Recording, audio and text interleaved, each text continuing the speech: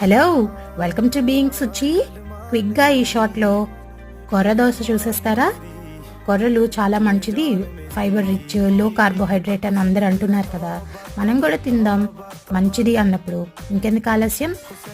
మీకు నచ్చిన ఒక కొలత కప్పు తీసుకోండి, కప్పుడు ఆర్ గ్లాసుడు కొర్రలు, దానికి కరెక్ట్గా అర గ్లాసు మినపప్పు తీసుకోవాలి.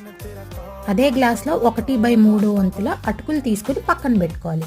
ముందుగా కొర్రలు మినపప్పు శుభ్రంగా కడిగాలి 2-3 సార్లు, క్లియర్గా వాటర్ వచ్చే వరకు. వీటిని విడివిడిగా 8 గంటల చొప్పున నానబెట్టుకోవాలి.